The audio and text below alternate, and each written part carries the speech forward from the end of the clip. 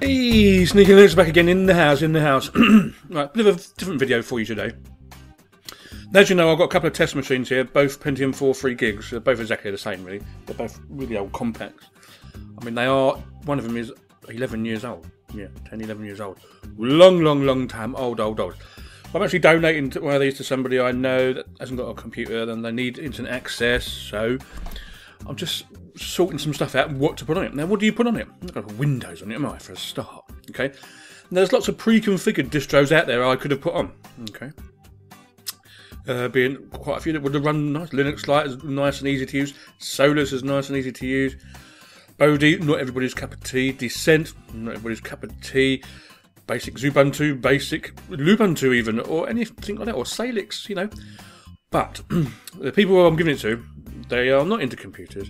All they do is turn them on, go on the internet and stuff like that, okay? That's all they're going to do. It's probably used for schoolwork and a couple of games. Facebook as usual. Not that I use Facebook, but lots of people do. That's all they're going to be doing it for you. So, well, this show's quite new, quite clean. Where do we go? But as I said earlier, the first port call probably would have been Linux Lite, but it just wouldn't be for them. I needed to be more familiar for them. So I don't know if you know, last year, before I upgraded the other test machine, the quad core, to 12.04 long-term release, I was using Cairo Dock for about a year in Xubuntu. So what I've done here, this is Xubuntu 12.10. Now I've gutted it, basically, as you would do. I've kept some of the bar up there just for certain things, basically for when you want icons to be shown. Okay? Yeah, I have.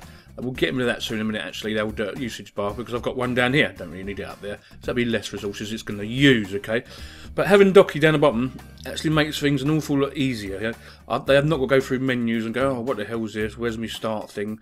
Whatever that was. I don't even know what the last computer they had was, okay? So Docky is set up, so Gmail set up. Got your 4 workspaces. I've got a CPU and memory graph here, just, you know, not that they're going to use it. A clock. Your rubbish bin, not wastebasket. I've put the Ubuntu Software Center there because it's in the main menu anyway. Parole, Pigeon for internet messaging, for doing like the Facebook stuff, MSN or whatever. Firefox is the default browser here, as you know, but I've also put in Chrome because the kids like using Chrome. Yeah, I know, at school they love using Chrome. Don't know why, personally. It's not my cup of tea. I mean, I could have put Chromium, okay?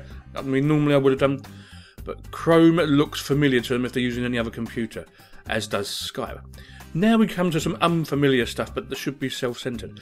Although, putting a bit of an half an orange, like a clementine here, they ain't going to know what it is. But we all know, don't tweet us, we all know that it's a music player for music and doing stuff and recording and stuff like that. There's on the top bar again, see? I've not actually put anything in it. This is just testing before I actually set it up from. If it runs alright for the next day, this is what they'll be using, basically. This sort of setup we got on the screen here. A Sunder for ripping, yeah, you can use Clementine for that, but, you know, it's self-explanatory, really. Gimpage they all should use.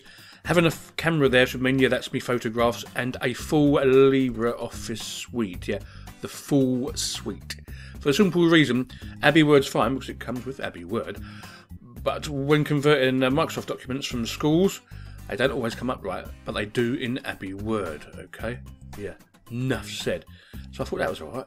That should be all quite self-explanatory for them all, really, shouldn't it, when you think about it? Yeah, okay, we've still got the home folder, your file system, everything, and I've still got my USB stick stuck in here. I must take that out in a moment, too. And, of course, I'm going to take that off. So I take that off now. Yeah, I'm going to remove the CPU graph, okay? So that can go, makes it even smaller, even less up there. I've made it all transparent, top and bottom, so it looks nice and clean and really quite new. And to be honest, it does actually run better than a lot of new machines, and it's so old. This is what I've been saying to you before. Don't throw them old machines away. There's uses for them. There's people that haven't got computers that could actually do with them, okay? You know, especially for schoolwork and stuff.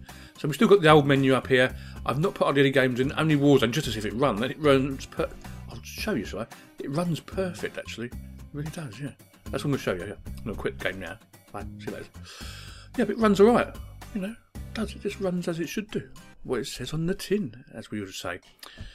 What else have I put in there? There's nothing really new. I mean, obviously I put Skype in and Chrome and a few other bits and bobs.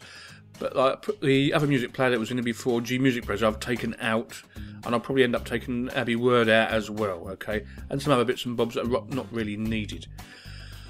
Do they really need Synaptic Package Manager? No, I'll put that in myself just for testing purposes. So that'll all be coming out and so it'll be quite stripped. Now, in my point of view, this should be ideal for people that don't actually use computers for what I use them for. So they're just going to be browsing the web, playing a few YouTube videos, stuff like that. I mean, I'll open up the browser for you so you can see. But it looks nice and flash with the old bouncy balls and stuff, doesn't it? Yeah, auto hide on the old dock. Looks alright to me. I mean, if I put BBC here, for instance, we'll just make sure it comes up all right. I know it does. I've been playing with it for the past 24 hours, really, and making sure Pentium works with all the other messaging services, and it does. In my personal opinion, for an old machine like this, it works perfect for these sort of people, okay? Ideally. And ain't going to cost them nothing. Yeah, they're going to have to buy the keyboard and mouse off me because I've run out, actually. So they can either get them themselves, or they'll have to give me some money and I'll get them for them next time I order some gear. But yeah, I just thought I'd show you that, just to show you, like, you cannot do any wrong, really, by using Linux on an older machine to get other people on the web and back in the grid, basically, or on the grid. I mean, because basically they're using their phones at the moment, say, to do Facebook and stuff, but they can't actually do any schoolwork or anything else like that, can they? You know, or watch DVDs, like proper ones, and stuff like that. You know what I'm saying? You know what I'm saying? Anyway, I just thought I'd show you that. It works really, really super of the duper. Sneaky Linux going out. See you later. Bye bye.